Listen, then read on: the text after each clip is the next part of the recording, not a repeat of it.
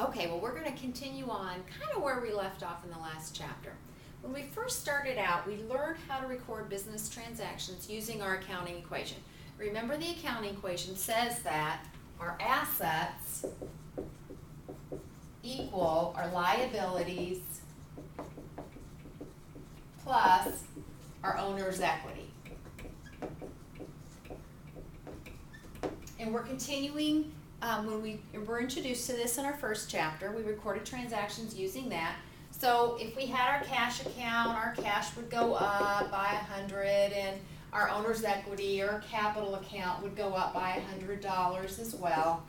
So we learned how to record transactions using the accounting equation in our first chapter. Our second chapter then said, well, let's not use the accounting equation anymore. Let's go ahead and use T accounts. And so what we were doing is we were drawing a T account under each of our asset accounts. For example, our cash account had a T account, and our supplies account had a T account. Our accounts payable account had a T account. All of our owner equity accounts, including the owner's capital account, had a T account. Our withdrawals account had a T account, etc. Well, we are going to continue to think of accounts just as we do here, but we're not going to record transactions originally into T accounts. Instead, what we're going to do is we're going to record transactions in a journal. And let me tell you why, or let me show you why. Let's say that our supplies went up $100, and we're looking at this account and we're saying, oh wow, well, supplies went up $100. Well, I can see that I debited supplies for $100, but what did I credit? I can't see what I credited. Well, we can make a kind of a random guess, and we can say, well, we might have paid out cash. So we might have, the other account affected might have been the cash account.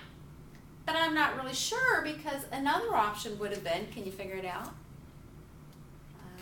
We might have purchased the supplies on account. So again, we're kind of guessing. If we're only looking at the one account, we have to kind of guess what was the other account affected.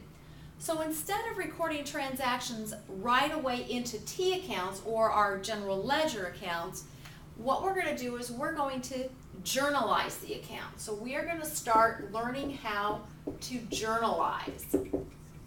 And we journalize in a general journal. So I'm going to show you pretty quickly how to journalize in our general journal. So I'm going to erase this. And I'm going to draw a journal page for you on the board and demonstrate to you how to record a transaction in our general journal. Well, our general journal always has a date column. It always has an accounts and explanation column. Hopefully I'm drawing this kind of straight. It has a debit column, and it has a credit column.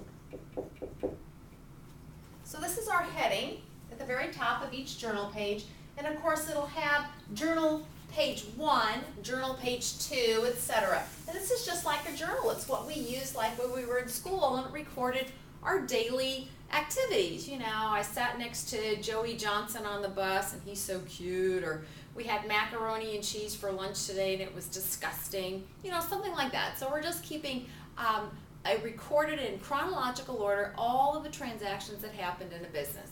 And this is our general journal.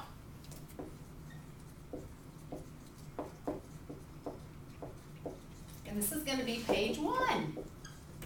So let's look at our first transaction. Let's say that the owner invested some money in the business. Well, the first thing we always want to do is we want to put down the date. So let's say it was January the 1st. And let's say that we need to look at the account that was debited first. If the owner invested money in the business, we know that cash is going up, and we know that the owner's capital is going up as well. So we're going to put down January 1st. We want to put the debited account first. And the debited account is cash. So we're going to list cash out. We're going to put it flush against the state line. We're going to indent and put the amount. Let's say it was $1,000.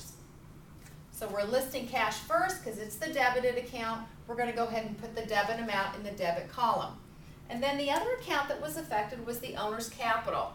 And this one's also increased, and we increased the owner's capital with a credit. So we're going to indent about 1/4 to 1/2 inch. So indenting means to move over. You don't need to actually draw the arrow, but we're indenting. And we're going to put down the owner's capital account. So whatever that owner's name is, we'll just call it owner. Writing out the full name of the account. Try not to abbreviate, because when you start abbreviating, then when people want to go back and look at the journal, you might have abbreviated it so much they don't understand what the account was. So please don't abbreviate. And then we're going to put the dollar amount here. We can see both the debit and the credit, the two accounts affected, and then we show a little explanation. And I like to indent just a little bit. You can put them in parentheses if you want your explanation.